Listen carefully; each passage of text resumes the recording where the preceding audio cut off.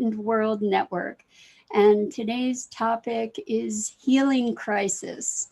It's also known as a Herxheimer reaction. And I'm going to talk about that in personal and social contexts. So I'm looking forward to having this dialogue with you. But before we get started, let's just take a minute or two to get present and centered. So let's take a deep breath in through your nose and hold it. And imagine clean, crisp oxygen flooding your lungs, flowing into your bloodstream, nourishing every cell, every organ, bringing vital life force and energy into your body and your being. As you exhale, exhale any stress, any tension, any negativity, fatigue, toxicity. And now let's take another deep breath in through your nose and hold it. This time, imagine brilliant bright light lighting you up from the inside out, electrifying and energizing every electron, every molecule, and illuminating all your cells so that you're vibrating this incredible light outward. And as you exhale, exhale any remaining fatigue, any stress, any remaining tension, toxicity. And now let's just gently press our palms together. Really softly rub your fingers gently against your palms and feel how delicious that sensation is, and allow yourself to enjoy the fact that we can have these wonderful sensual experiences. Good morning, Suzanne. Welcome. It's great to start the week with you. And welcome to everybody else who's here joining us. Happy Monday to you too, Rosalind. So glad to see you here. And today we're going to talk about healing crises. I just recently got a new supplement that is supposed to be this miraculous hi Irma, welcome. This miraculous vehicle for balancing the body into incredibly good health. And there are all kinds of claims around it and how remarkable people are getting remarkable results. And so I figured I'd try it. Well, it calls for 3 to 4 scoops of this thing in the course of 24 hours. So I thought, okay, well, this is new to me, and I don't know, I tend to get reactions to things. So I'm going to just take it easy. So I used 2 scoops of it, and hours later, hello, Lisa, welcome. So good to have you here for this morning, as long as you can stay. So we're talking about healing crises, and it's also known as a Herxheimer reaction. So anyway, I ended up having an incredible Herxheimer reaction to it. So the first day I had a headache, and good morning, Tammy, welcome. Great to have you here. And I had aches in my body, kind of like flu symptom aches. Now, I haven't been anywhere that I could have caught COVID. So I wasn't really concerned that I had COVID, but I had similar symptoms. I was exhausted and I had incredible aches in my body, and I had a headache that just wouldn't quit. And so the second day, rather than taking 2 scoops, I took a half a scoop. And I have to say that I stayed in bed all weekend. Good morning, Dido. Welcome. I stayed in bed all weekend, and yesterday my normal temperature is like 96 something, and my temperature was up to 99.6. So it was a low-grade fever and headache and aches and fatigue, and what I experienced, now I'm feeling a whole lot better. And I am going to continue to, what I did was I reduced the amount of this thing that I took because it had such a powerful impact on me. I reduced it to a quarter of a scoop, to see if if my body could manage that a little bit better. And then I'll work up to being able to take the 4 scoops a day. But fortunately, I knew about this kind of reaction. And in a way, that's a really, really positive thing, because it indicates that there's toxicity being cleared. You know, I did it, it was a little too extreme at first. So it overwhelmed my system a bit. So I reduced it, and now I'll just gradually work my way up. But Herxheimer symptoms are things like fatigue, fever, indigestion, diarrhea, aches and pains that are like a flu. And so it looks like a disease in and of itself oftentimes, you know, the purging, the cleansing, the clearing. And it occurred to me that maybe there's a similar dynamic socially to this internal dynamic of cleansing and purging, where it may look like the symptoms are worse, but in fact, there's a cleansing happening, there's a purging happening, and there's a healing happening. Now, you don't want to overdo it. So I'm, like I said, I'm moderating the input that created this reaction in me. But if we look at the social environment over the past year, we can see that a lot of things looked pretty terrible. You know, a lot of things were seriously, hugely disruptive. And socially, I'm talking about, and politically. And maybe what we've seen is akin to a Herxheimer reaction or a healing crisis, that the process of healing from so many things that have been persistent for so long is challenging in and of itself, in such a way that it looks like the problem. Good morning, Isabel. Great to have you here.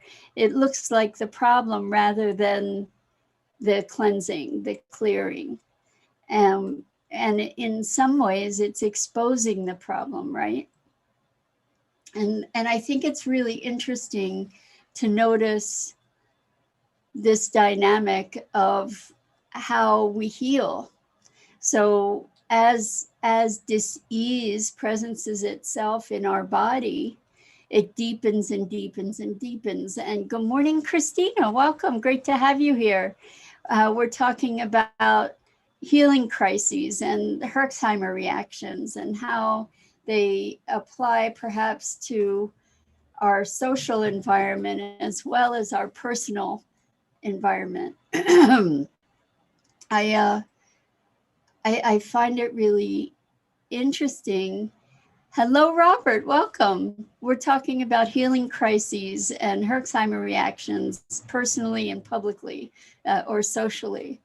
And there's also another function of Herxheimer reactions is irritability. And it's interesting. It's almost like the divine paradox. Yes, Lisa, I agree, right? That it's in the healing that we feel like we're experiencing the disease. But the idea is it goes deeper and deeper. And when it needs to come out, it comes out, it has to come out from the bottom up. And so you re-experience the symptoms in many ways. And I really see that as a social dynamic that we have been at the effect of. And one thing that I really feel about the Trump presidency, the thing that, and I'm not looking to get real political here, but one of the things that I saw is that it exposed the divisiveness in our country, how divided we are, or how divided we've been, even though it wasn't particularly visible.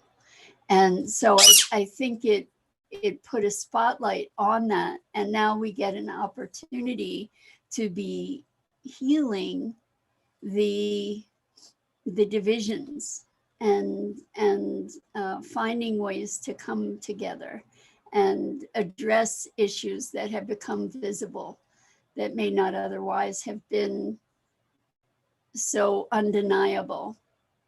And so when we think about this healing crisis, where else in our lives might it be applying? You know, when we deal with emotional trauma, for instance, as we're in the process of releasing that trauma, it oftentimes becomes worse before it becomes better. Because again, it's energetically, it's coming up and out. So perhaps it's been tamped down for years and years. And now in the process of relieving it, there's the awareness of it that is painful, and we don't necessarily experience it in the same degree, but we are purging it. You know, when we purge, we're releasing things, and it's not always pretty. But what if we can see this purge as part of a healing crisis, where we can recognize that we are healing, that we are moving through something, that we are releasing something, that we're releasing our pain and our sorrow and our hurt and our anxiety and our negativity and our limiting beliefs. You know, oftentimes pain happens to be a very profound motivator for change. And as we recognize the pain that we've experienced as a result of certain beliefs and ideas, then we often have a greater capacity and motivation to shift those ideas and beliefs. Good morning, Stacy. I don't know if I've seen you here before. Welcome. Thanks for chiming in. So,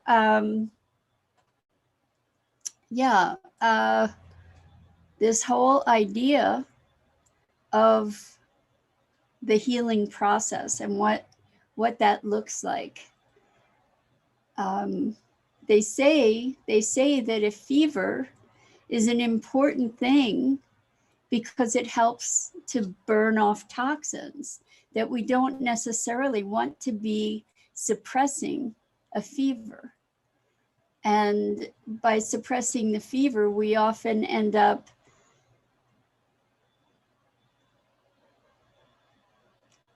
lengthening the healing process or exacerbating the problem.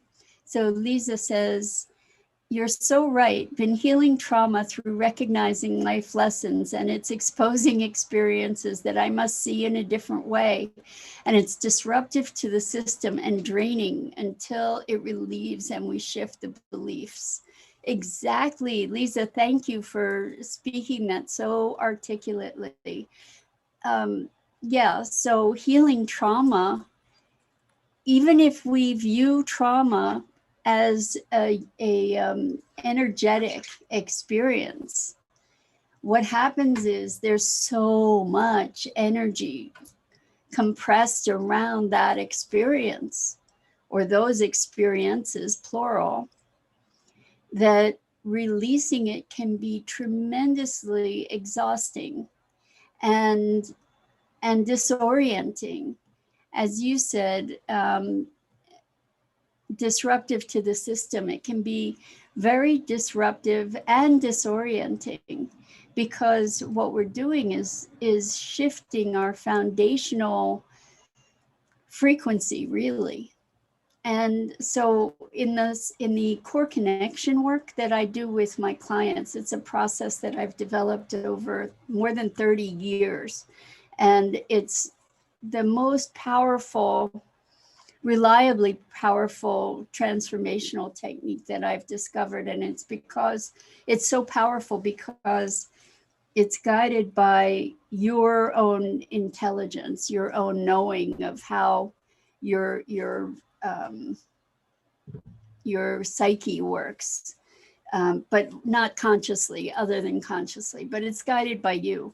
So the thing that is really fascinating to me is that when we get down to really intense stuff, and not having to necessarily recount details of trauma, but actually accessing the energy of those traumas and relieving and releasing it. And as a result, what happens very frequently is that the client is exhausted.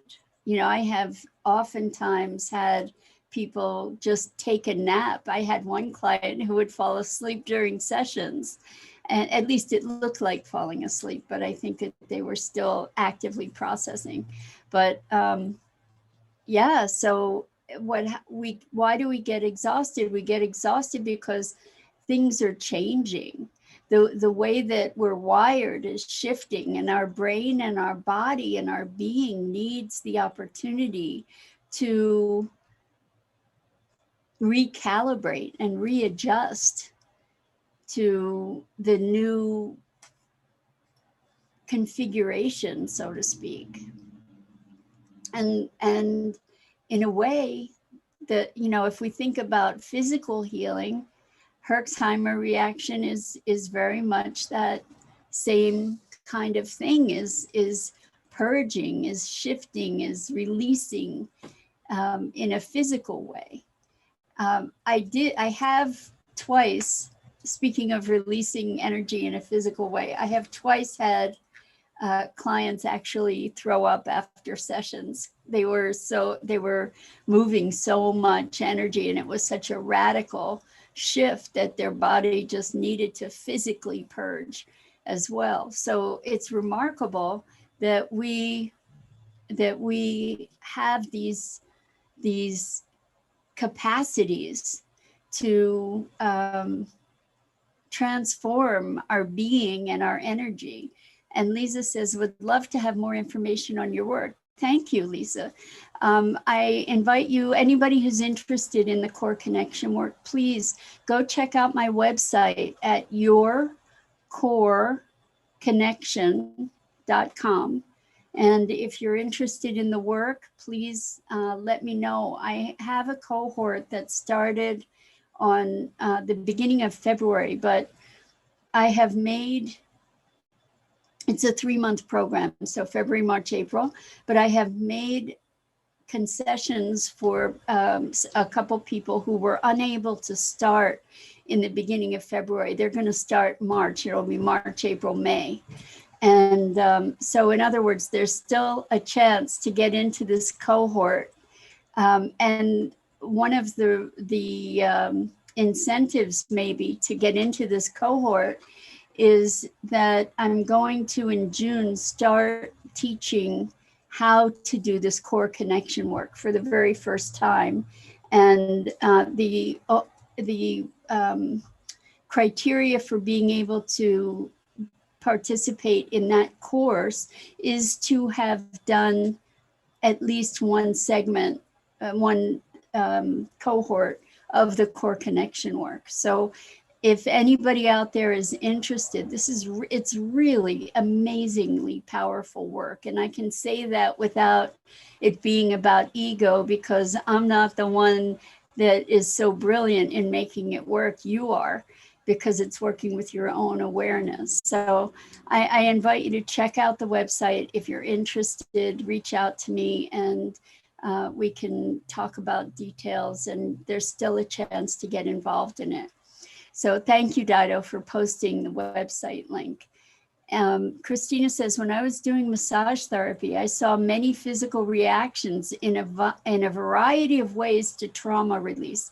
Exactly. And so the body has its own intelligence. We've worked with the body intelligence before, but the body has its own intelligence and memory and stores trauma physically. And what is it that it's storing? What is the trauma that's being stored? It's energy. It's condensed, compressed energy. And so massage therapists often find that people have deep emotional releases when they are having a massage, because things are so deeply embedded, actually stored in the tissues. And also, we do have physical reactions that are emotionally founded. For instance, I worked with someone, this was years and years ago, when I was still like experimenting with energy work and it just like where it was still pretty new. And I did a core connection session of a sort on a guy who had chronic back pain for all his life, was on all kinds of medications. He was a pilot. And we did this session, and his back pain was, I don't remember if it completely disappeared or if it went away to a very high percentage. So Judy, welcome. I don't think I've seen you here, new here, and trying new supplements, food, etc. Good idea to check if it's appropriate for us, and if so, the correct amount through muscle testing or other modalities. I agree. Our body is our home and sends messages to us to pay attention, physical, mental, and emotional issues, wherever they come from. Absolutely, Judy. I agree with you 100%. And so, you know, I probably should have muscle tested to see what the appropriate amount of this new supplement would be for me. And I took, it turned out that it was like 1/8 of what I ended up taking, and like 1/16 of the recommended amount. So we all have different,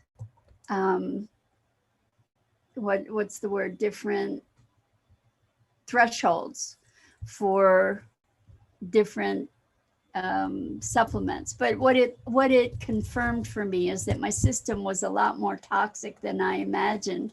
And actually, I have to say that the extreme reaction that I had to this thing, even though I questioned if maybe, you know, I had my moments of questioning if maybe it was poisoning me instead of helping me. Even though I had that reaction, in a way, it was very hopeful to me that this thing might really make a difference, that it might really help to cleanse my system. So I with my background understanding Herxheimer reactions and healing crisis, have hope as a result of my experience. So Dido says, Dido, here I can testify to the power of Mira's coaching. I feel so blessed to have found her. Dido, thank you. Thank you. I feel so blessed that you found me too. I love you dearly. And I'm really, truly honored and blessed to be working with you and to have developed a friendship with you. I love you. And Lisa says, issues in our tissues. Oh, that's brilliant. Absolutely. Issues in our tissues, indeed. Exactly. So our bodies, you know, I call it the biocomputer, you know, where we're recording all our experiences all the time.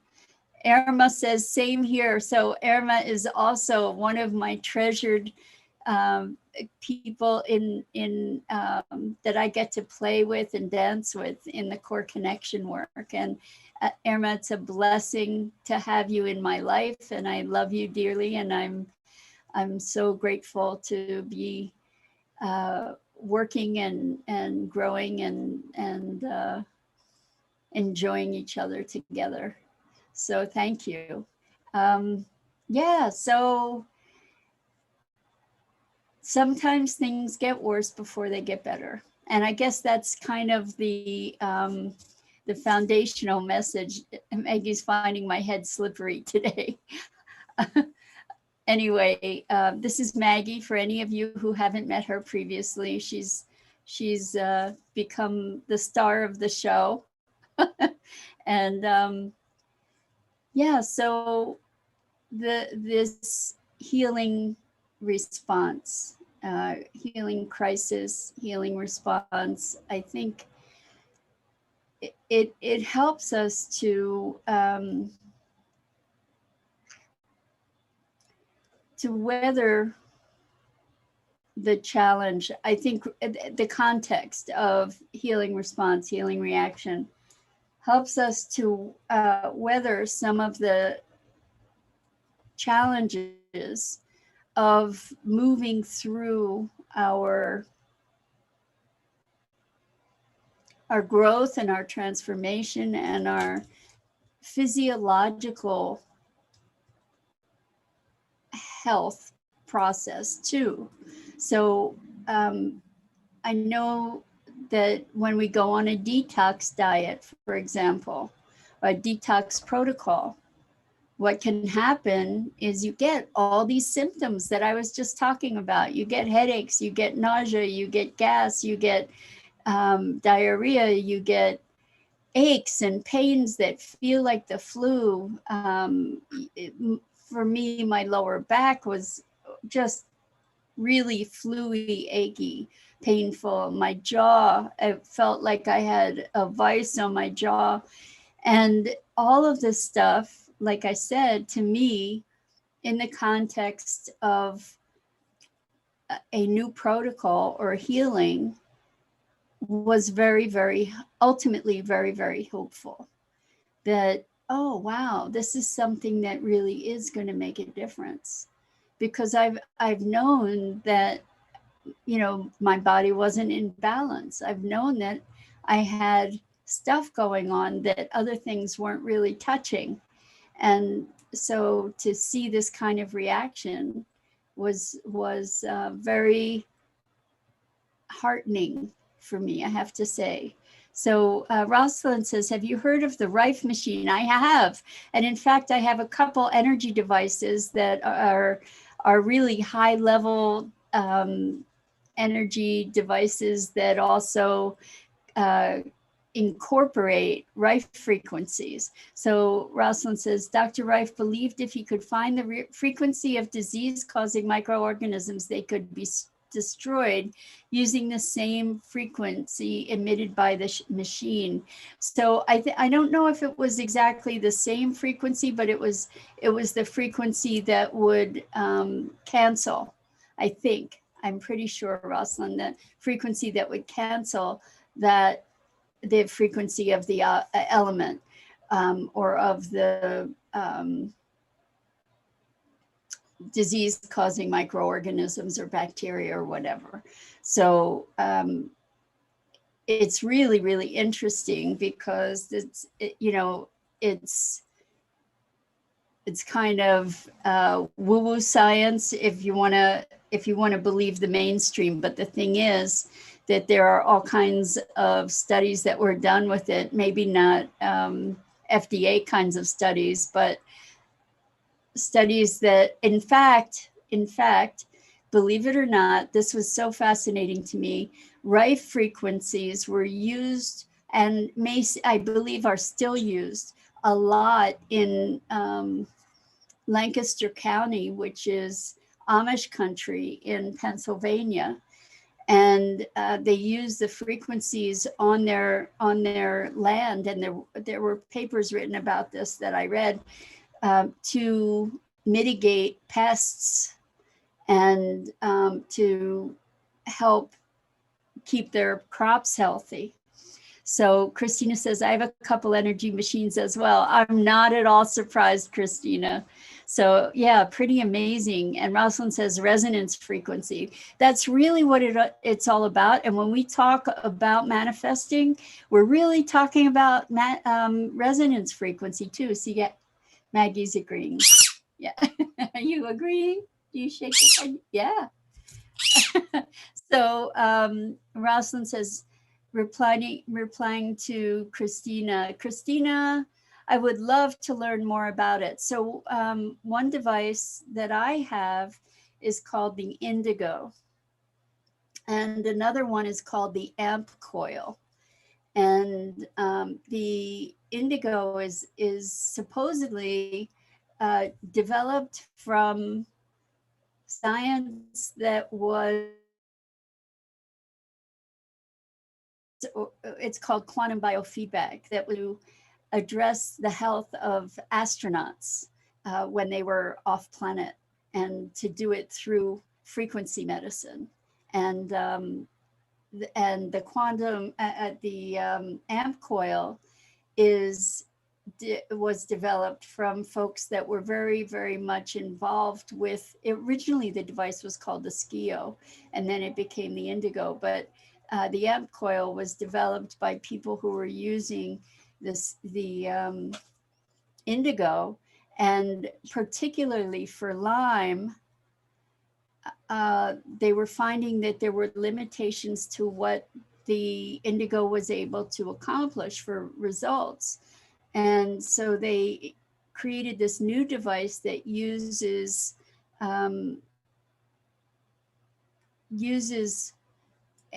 like a Tesla coil, kind of like magnetic frequency, to communicate these other frequencies beyond the blood-brain barrier.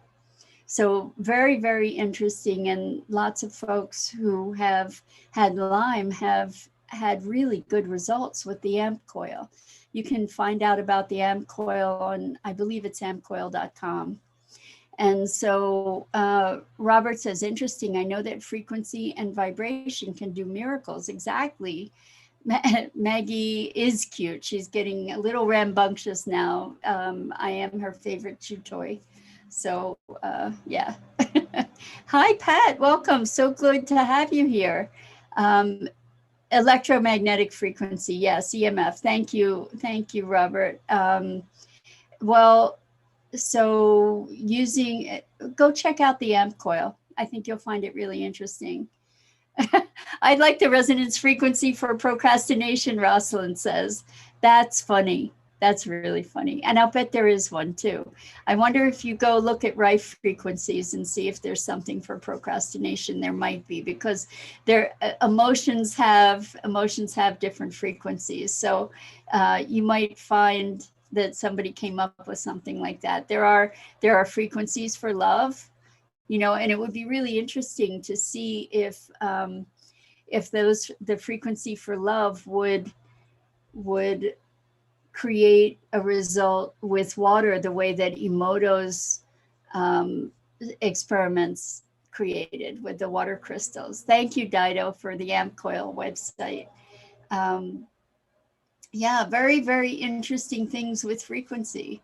And ultimately, we're energy, right? So it makes sense. Ouch. It makes sense that we can impact our physical, mental, and emotional and spiritual states through frequency. Makes total sense. So I think that's going to be it for today, where we were talking about a healing crisis or a Herxheimer reaction, and how that may be a dynamic that holds true for social circumstance as well as personal. Robert says, I know that 432 hertz and 528 hertz frequencies are very powerful. I'm more familiar with different frequencies from that, and I'm not going to quote them because I don't remember exactly. I haven't been steeped in the different healing frequencies at the moment, but you can go online and you can find rife frequencies and see what you can find there. Andrea, you're so welcome. Great to have you here. And thank you to everybody. And Judy, great to have you here. Let's see.